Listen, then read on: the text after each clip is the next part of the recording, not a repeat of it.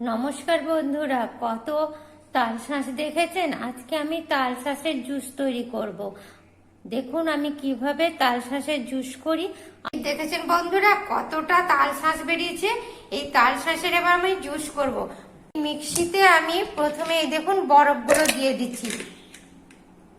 মিক্সির মধ্যে এই দেখুন তালশাঁসগুলো দিয়ে দিচ্ছি।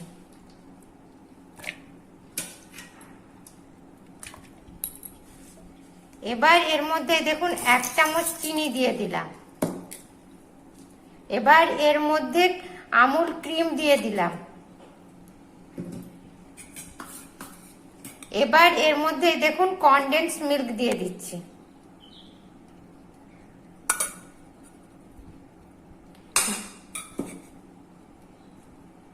আর এই দেখুন একটুখানি পুদিনা পাতা দিলাম। এবার এটাকে আমি পুরো ঘুরিয়ে নেব। এই দেখুন বন্ধুরা, কি দারুণ আইস আপেল জুসটা হয়েছে, দেখেছেন? এবার আমি এটা গ্লাসে সাজিয়ে নেব।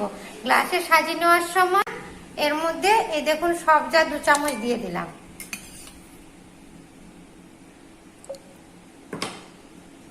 এই দেখুন সবজা দিয়ে দিচ্ছি। এবার এর মধ্যে দেখুন বরফ দিয়ে দিলাম।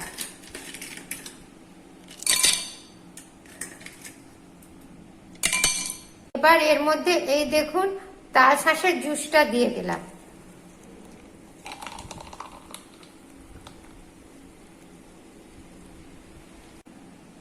এবার এর মধ্যে এই দেখুন তালশাঁসের কুচিগুলো দিয়ে দিলাম।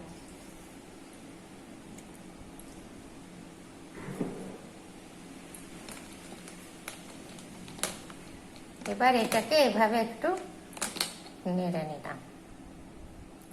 দেখেছেন আমার কি দারুণ তালশাঁসের জুস হয়েছে। আপনারাও ঠিক এইভাবে তালশাঁসের জুস করবেন, দারুণ খেতে লাগবে। এবার এটা দিয়ে দিলাম। এই দেখুন আমার তালশাঁসের জুসটা কি দারুণ হয়েছে।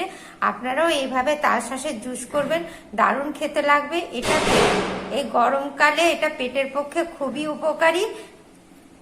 এই দেখুন বন্ধুরা, আমার কি সুন্দর আইস আপেল জুস হয়েছে। আপনারাও ঠিক এইভাবে আইস আপেল জুস করবেন, দেখবেন দারুণ খেতে লাগছে। আর আমার এই রেসিপিটা আপনাদের যদি পছন্দ হয় তবে লাইক করবেন, কমেন্ট করবেন, শেয়ার করবেন।